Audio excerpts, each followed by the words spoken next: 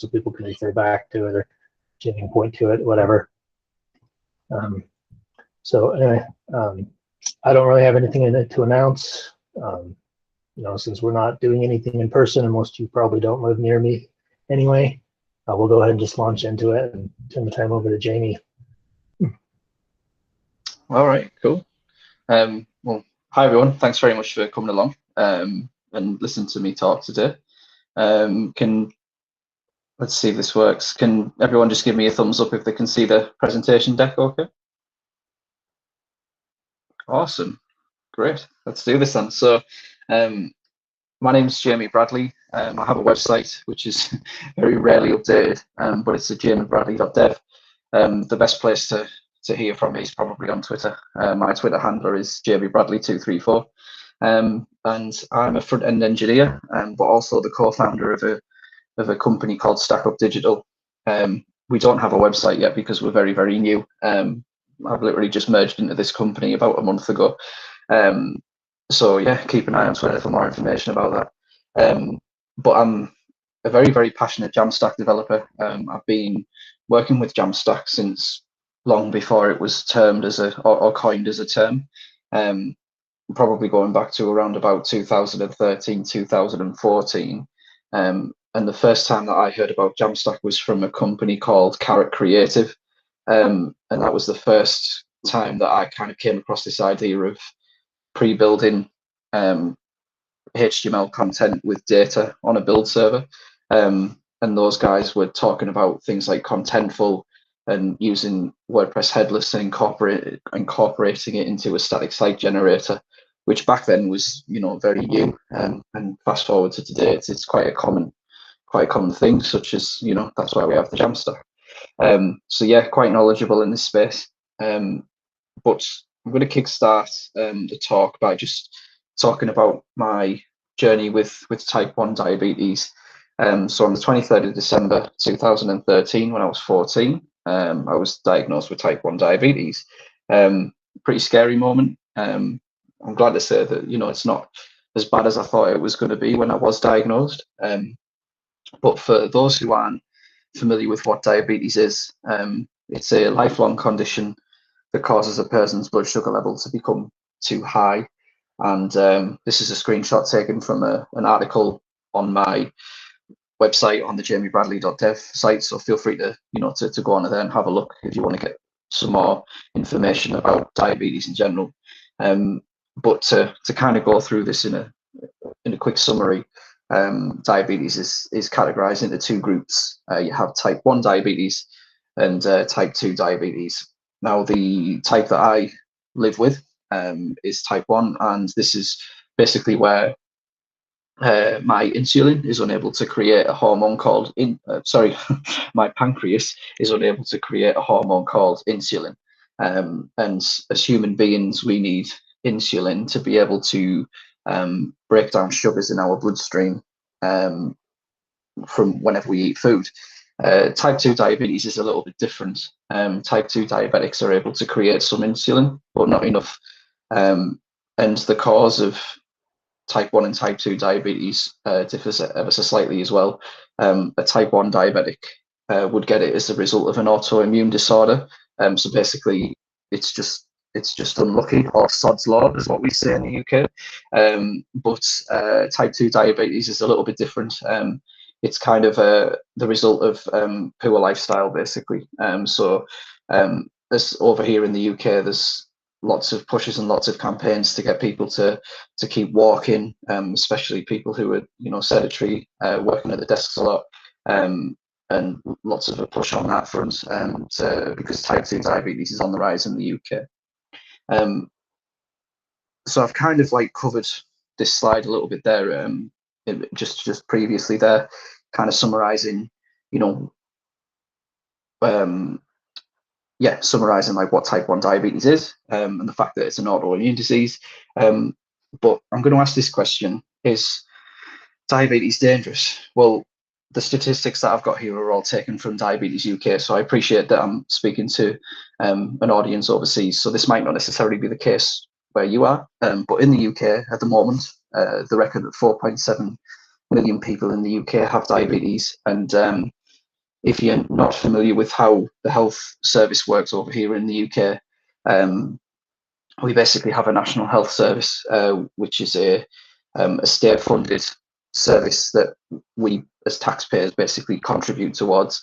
And that national health service has to pay out £10 billion a year towards diabetes. So if we were to break that down into a minute, that's £19,000, which is a lot of money. And someone is diagnosed with diabetes every 2 minutes. So that's, yeah, I'm not even going to put the maths together to figure out how many people would be diagnosed in the next hour. But yeah, you know, it's a very, very common disease. The other thing to consider with diabetes is that diabetics are 4 times more likely to have a heart attack. They're also 3 times more likely to suffer from heart failure, and 3.5 times more likely to suffer from a stroke. And diabetics are also 20 times more likely to experience an amputation. And I guess that answers the question. Yes, diabetes is pretty dangerous, but it's not just a case of once you get diabetes, these things are going to happen to you. It's all about the treatment of diabetes. And the kind of golden rule with it is that the better the treatment, the less likely you are to experience these complicated issues. So how do we treat diabetes? Well, cover your eyes if you're not a fan of needles, but the best way to get insulin into your body is to inject it. So what happens is, on the left-hand side, we've got a photograph here of what we call a Insulin Pen, and it just basically just looks like a huge pen that you would write with, but it's filled with a cartridge of insulin and a needle on the end. And yeah, we basically need to work out how much insulin we need to inject into our bodies based off a blood sugar test. So on the right-hand side there, you'll see that there is someone putting blood onto a little sample strip, and that machine's going to return a result which tells us how much sugar is in our blood at the time. And then we basically determine how many carbohydrates we're going to eat from a meal, and therefore how much insulin we need to put back into our bodies.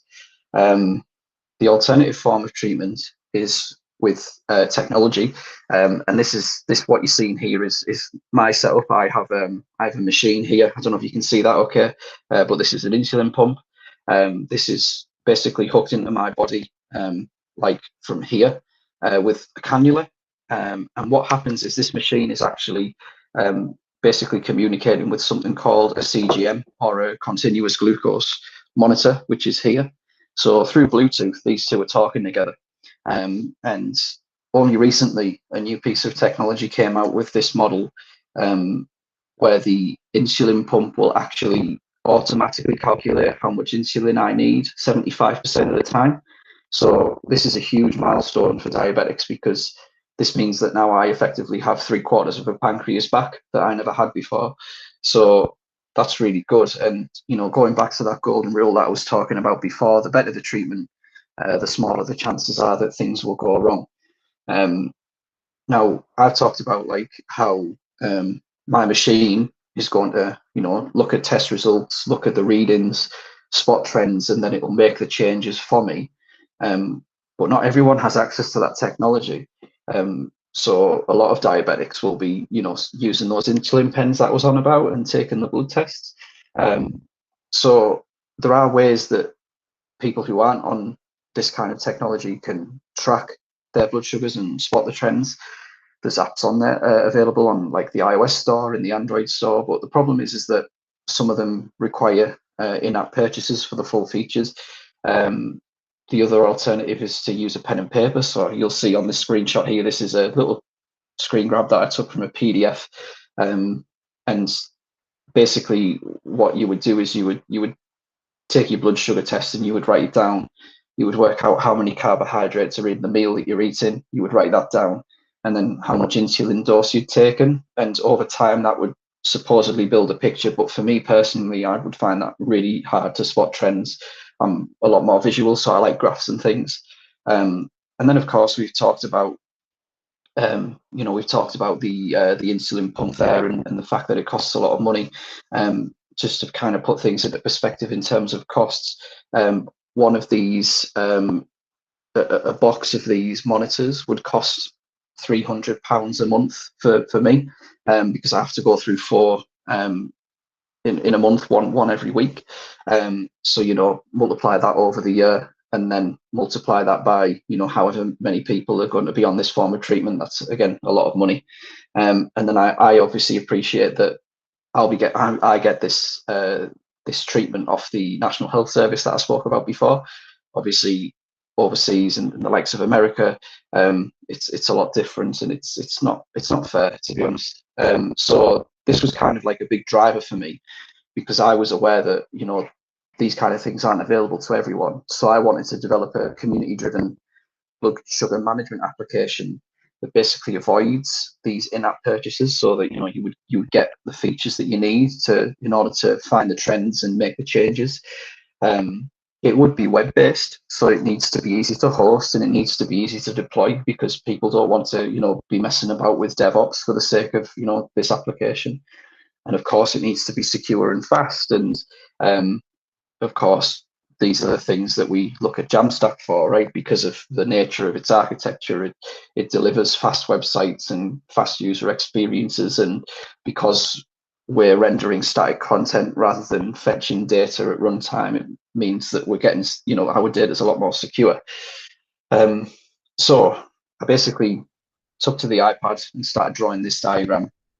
Now, when I first delivered this talk, this picture wasn't kind of fulfilled, but now I'm pleased to say that it is. So my idea was to host the application on GitHub so that anyone could contribute to it and, you know, fork it if they wanted to. But then I would use 2 particular services to host it and to manage data. I've turned to a system called Sanity, which you can find more information out at sanity.io if you've not come across it before. It's basically a tool for managing and creating structured content, and I use that term specifically because I think people automatically assume that Sanity is a content management system, but it's not necessarily a content management system. You can configure it to be a CRM. You can configure it to be a podcast manager, or a meetup manager, or a blood sugar tracker. It's very, very flexible. So that's one of the reasons why I went with it. And then, of course, I've used Netlify to host the front end portion of the application. So my journey for a user would be to go onto a website called sanity.io/create, which is basically a one-click installer for a website that's been built with Sanity, and that's now live. So I can demonstrate that shortly. The user would be able to upload their blood sugars into the Sanity system, and then that would trigger a deployment hook over to Netlify, which would then tell Netlify to rebuild and distribute my Gatsby, or the user's Gatsby website, across the global ADN, which is great. You know, it means that wherever you are in the world, you're going to get a really good user experience. And yeah, we've kind of covered like some of the benefits already. You know, it's easy to deploy. It makes it easy to manage dependencies, especially now that the system can be like initialized through Sanity Create, because that gives you the ability to manage project dependencies automatically, which is great for non-technical users. It's open source. Because it's open source, it means that other diabetics can actually contribute to it if they've got, like, you know, coding experience or a coding background, which is great, because it means that it's being built for diabetics by diabetics effectively.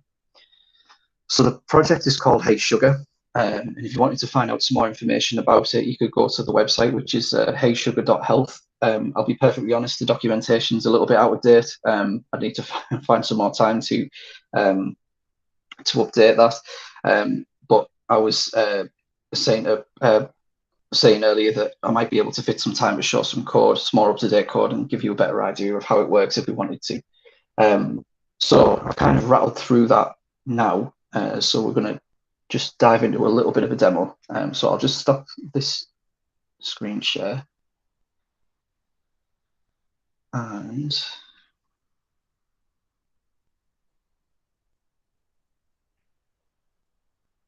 all right, so what I'm going to do first of all is I'm going to take you to Sanity Create, because I want to show you like what the experience would be for, you know, someone like myself who wants to install the application. Now, I'll be honest, the first deployment takes about 10 minutes, so we're not going to sit and watch a 10-minute deployment. I'll probably break off into some code or something, and then we'll come back to it. But you can see that on the Create site, Sanity have already put together like a series of templates for other things like, you know, creating a Gatsby blog and creating a blog with Next and things. But what they recently opened about a month ago was this community starter pack. So, you know, and this was heysugar was actually the first one to get deployed, which is awesome. So it's really good to see that. So you can click on Create Project here, and first thing we need to do is we need to sign in with our Sanity account. Now, that's kind of like a prerequisite for the system, is that you need to have a Sanity account and you need to have an account with Netlify. But the great thing is that if you use your GitHub account, it means that you can use your GitHub account between Netlify and Sanity, which just sort of simplifies things a bit. So we're going to sign into Sanity with a GitHub account, and then you'll see there that the system's kind of picked up on that. And then we can give this a project name. So I'll just call this heysugar meetup demo. So this is what the name of our project is going to be called on Sanity's end. The next thing we need to do is we need to be able to tell Sanity to, you know, push our project onto a GitHub repository that we own. So we're going to connect it to our GitHub account. So that's been done. And now I can give it a repository name. So I'll do the same thing, heysugar meetup test. I'm just going to leave it public for now. And then finally, we need to connect it to Netlify to kind of complete the puzzle. So we'll do the same thing, authorize that in my account, and then we're good to go. So now what I need to do is click Create Project. And just like magic, away it goes. And it's really cool, actually, because if you ever get a chance to go onto the heysugar website and go onto the documentation, you'll see that there's a video there. Watch it if you want. It takes about 15 minutes, but it gives you an idea of like what the process is to get this thing set up in the background. So to have this do it for us is a big milestone for me. So while that's doing that, let's see if we can find a example of heysugar that I've already got. Bear with me.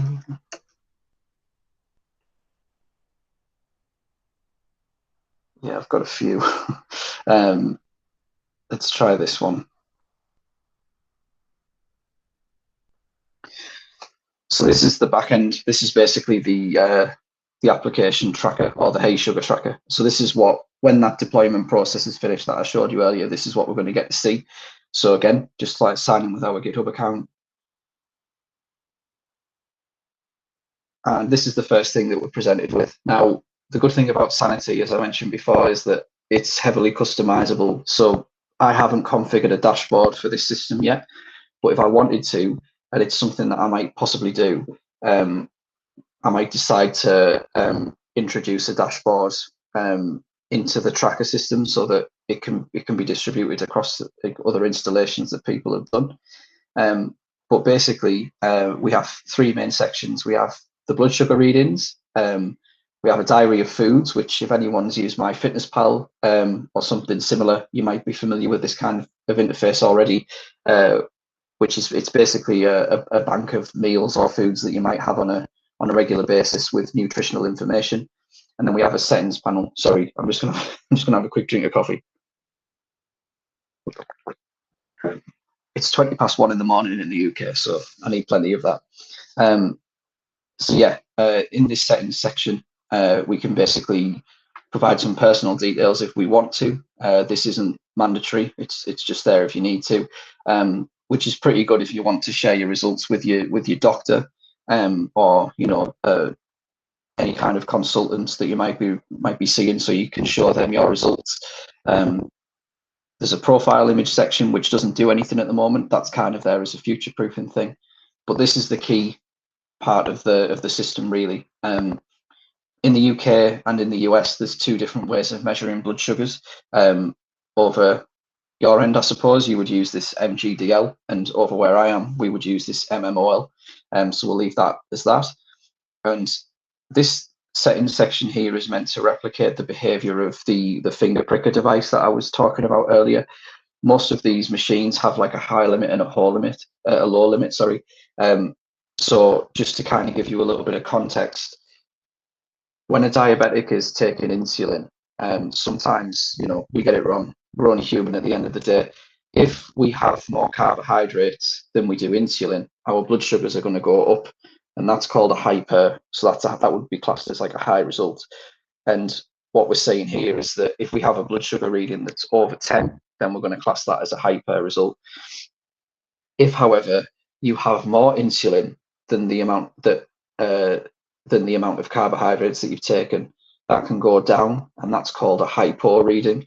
So what we're saying here is that if I have a blood reading that's below 4, then that would be hypo. So just to kind of summarize that all together, my reading at the moment is 5.5. So I'm kind of exactly where I need to be.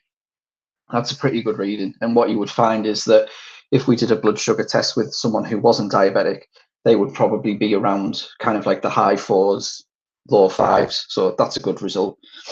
And then finally, for the purpose of this application, I've got this graph, which is an experimental feature, and I'll be able to show you what that does in a minute. So let's have a look at readings. So a reading, the idea would be is that, you know, let's imagine that I've done a finger prick test here. I've seen that the blood sugars were, what was it, like 5.5 or something. So I'm just going to basically create a new record. And we basically ask the user for a series of questions. First of all, we ask them what their blood sugar is. We know it was 5.5. We then ask them if they've taken any insulin. We haven't taken any at the moment, so we don't need to put anything in.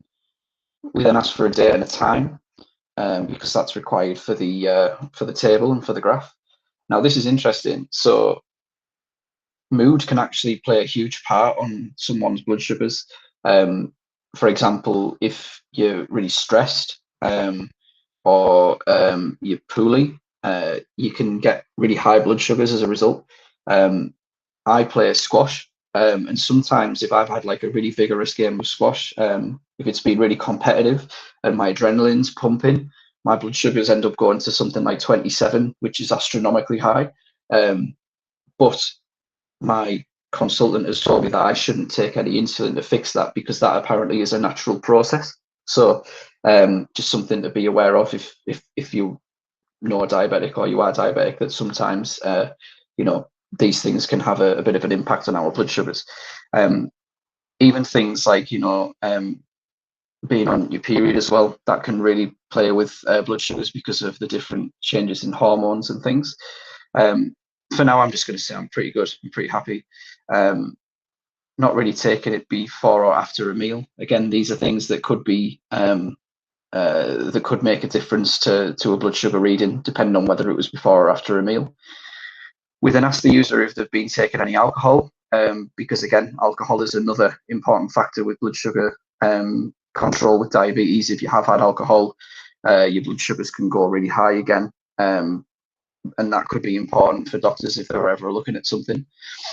Now, this is where, sort of coming away from the biology part now, back into the tech world, this meal or snack thing, you'll see here that we have a reference field here to the foods column that we were looking at before. So inside of here, oh no, there isn't, because I haven't created one. So let me just quickly do that. So one of my favorite lunch meals is a ham and cheese sandwich. Have it all the time. Have it for my lunch. I don't have a photo at hand, unfortunately, but I know that this usually equates to about 45 grams of carbohydrates. So I'm just going to save that. And then if I go back to the reading that we were looking at here, you'll now see that I can pick that from my library of foods. Oh, I should be able to. Oh no. Yes, there it is. Panic over. So yeah, this is really good, because one of the things that makes diabetes control successful is consistency. So I just would like to think that this little feature of having that food bank in that section there, where you can add the same foods that you have over and over again at the same time, this can, you know, speed up the process of adding the result.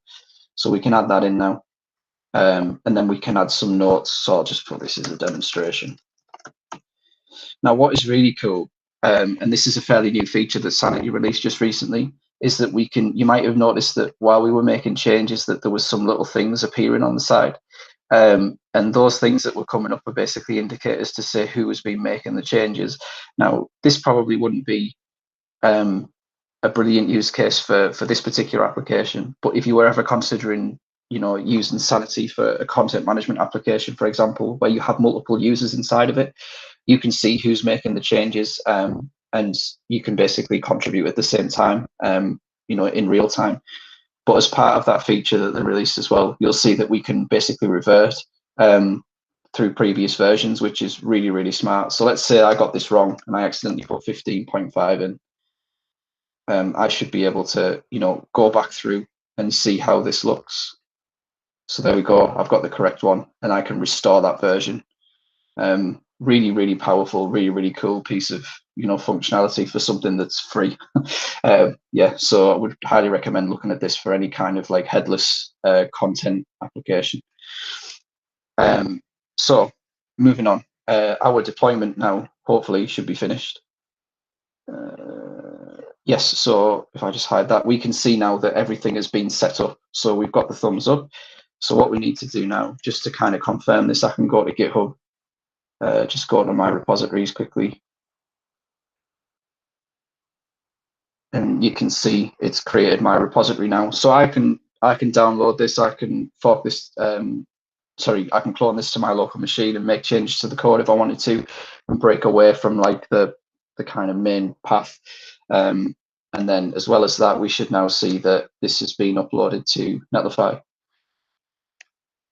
Yep, so we've got the meetup test, and then we've got the studio as well. And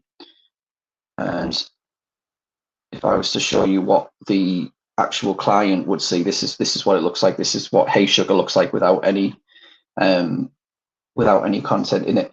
Now, I'm just going to break away from Netlify quickly because we've been making changes to a different studio, and this should work. I hope it worked before the meetup, but I tend to get really bad luck with these things, so just bear with me a second.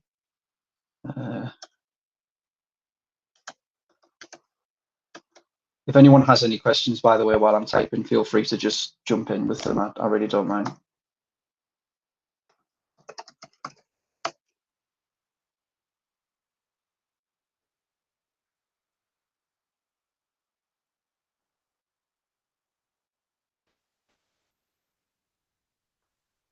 So you picked Sanity. What other CMS did you look at?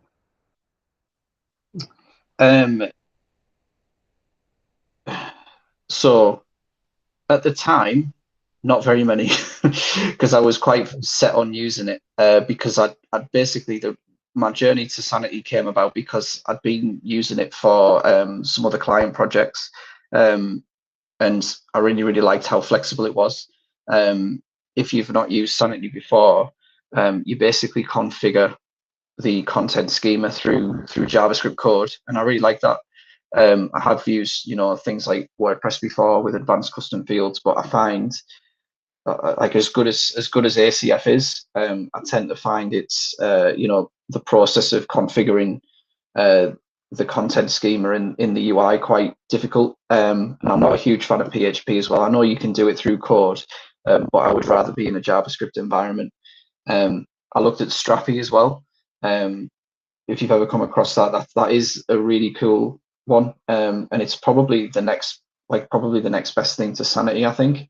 But Strapi kind of requires a Node.js runtime environment, so you have to host it on something like DigitalOcean.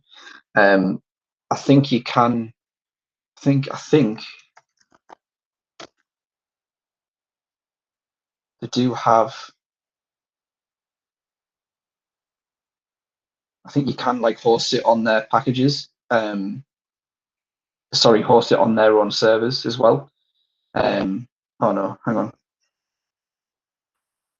Yeah, that might be a new thing. Once upon a time, it used to only be a self-hosted thing, but I think they offer a package now where you can host it on like through their system. But at the time when I first started looking at heysugar, I basically went with Sanity because if you wanted to, you could host the studio on their system. Obviously now with the Create tool, the system kind of gets hosted on Netlify, which is awesome really, because it means that you can keep the hosting free. So I wanted to try and avoid any kind of like heavy DevOps kind of scenarios where you were like diving into DigitalOcean or AWS. I really wanted to use Netlify because it takes care of a lot of the complicated stuff for you. I say complicated, you know, for some people it might be quite straightforward, but the idea is to try and get up and running with a site as quickly as possible. And I think that those were pretty much it. I did actually think about WordPress as well, because, you know, there's nothing from stopping you being able to do something like that with WordPress. But again, it was mainly down to the fact that, you know, we wanted to try and keep it as JavaScript focused as possible, really. I hope that answers your question. So the site should be running now. Great. So this is a better example of what heysugar like would look like with some actual readings. So we can see that it's got blood sugars for me. It tells me how many results have been high, which was this one here, which was 15.5. It then determines what an average blood sugar is over the last 30 days. And then it tells me how many sugars were low. Now, at the moment, there's only 3 readings on the system. But what you would find is that this chart would be full of plots everywhere. So there's a really cool feature that I've got in the chart library where you can zoom into that particular reading if you wanted to, which is really handy if you've got lots of readings. It's still a little bit buggy, which is see there, it's like dragging around everywhere. But yeah, that is an experimental feature that's still being worked on. If we were to dive into one of the readings, let's take a look at this one, for example.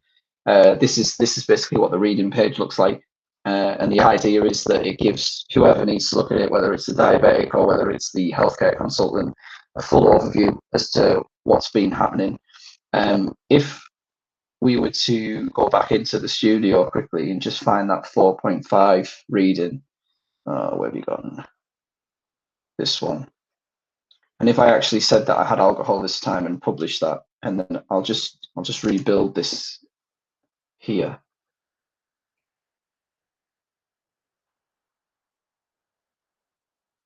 You don't usually have to do this with Sanity and Gatsby combined. Usually, whenever you make a change in the studio, Gatsby picks up on it, but I think I'm missing something in the configuration. So just something to bear in mind if you're ever looking at these two, at these 2 bits of technology as a possible combination. You don't normally have to stop and start it like I just have. But hopefully, if we go into here now, we can see that it's got the alcohol flag on it. And again, that's just kind of, it needs to be obvious, and I wanted to make it obvious for people looking at it. So because of the, the consequences that happen to a diabetic when someone has alcohol. But yeah, you can see that it's got all of the information nice and clearly. And what I was trying to recreate, and what I think the system does, or is at least starting to recreate, is basically the equivalent of the machine that I was showing you before. We can get, like, because if I get the machine back out and I click this button, I can get like a chart, so I can see like an overview of how it's been. I can plug this up to a computer and get those charts downloaded as a PDF. But again, it's like £3,500 for one of these machines, and we want to avoid that. So I'd like to think that people can start using this and get one step closer to that level of that level of information with regards to their control. So I'll just park the demo quickly there and just change what I'm presenting.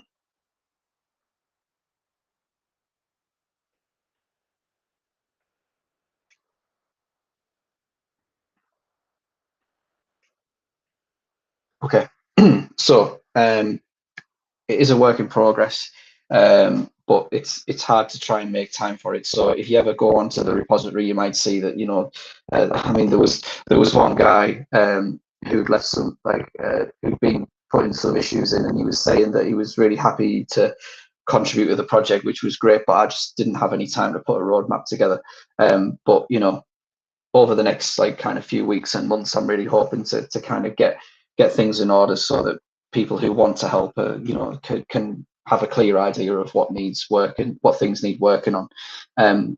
But I would like to think that, this is kind of just like the sort of stepping stone for this project. Like we're using this Jamstack architecture to and hosting the application in this way just to kind of prove a concept. But I would like to think that I could take this idea to some of the diabetes charities in the UK, try and integrate it with other healthcare services, which people have come forward and spoke to me about, and try and work with the diabetes community as a whole, which is why I'm kind of trying to do these meetups with people like yourselves over in America, to try and sort of spread the word, raise awareness of diabetes, and raise awareness of the possibilities that you can do with Jamstack. It's quite easy to look at Jamstack and think that all you can do is make a blog, or a content-based site, but the fact is that you can, as I've managed to prove here, with a headless solution like Sanity, you can create almost anything if you put your mind to it. So that's all I've got for now. Thank you very much, for coming along and checking it out. I'm kind of happy to end there and take any questions, or whatever. If there's anything else you want to see, just let me know. But yeah, thank you.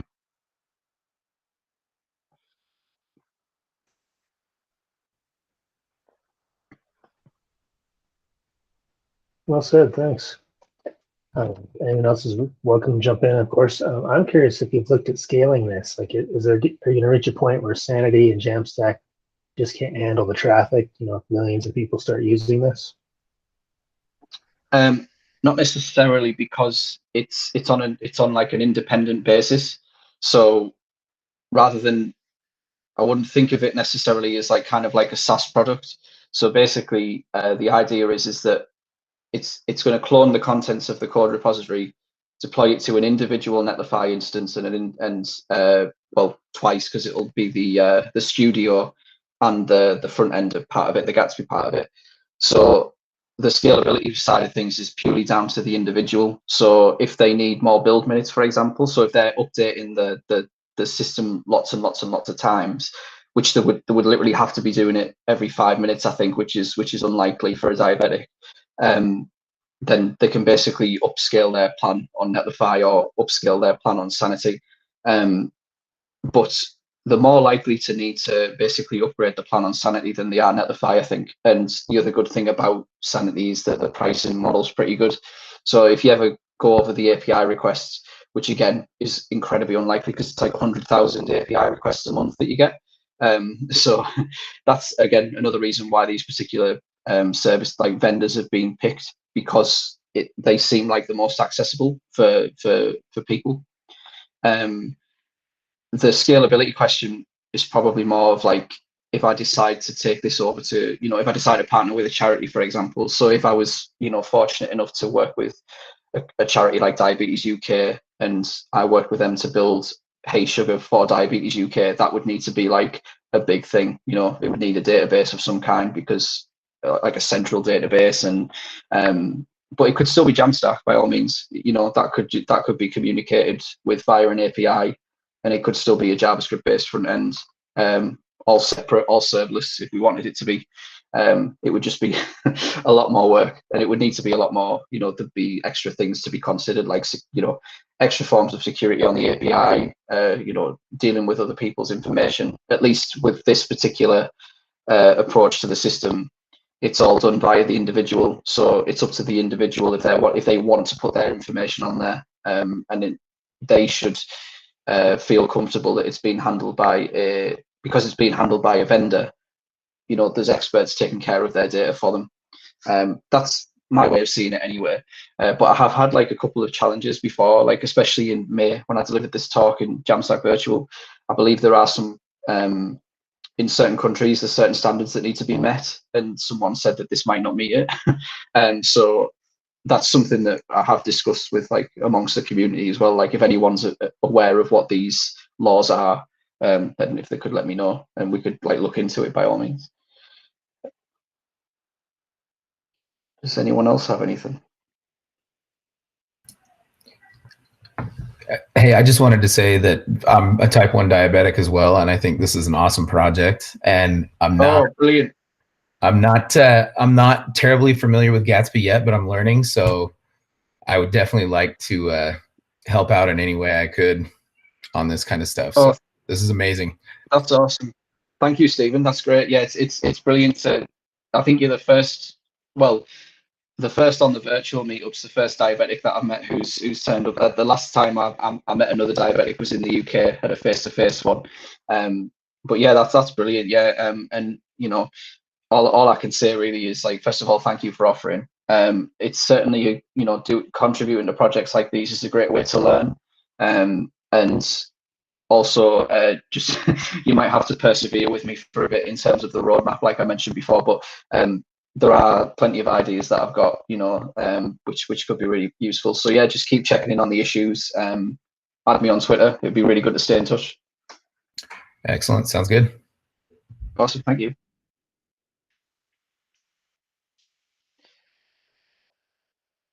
Okay, cool. Well, if there's nothing else, then I'm happy to leave it there, because I really need to get to bed. Right. Yeah, thanks for staying up and doing this with us. No, it's okay. Thank you. Yeah.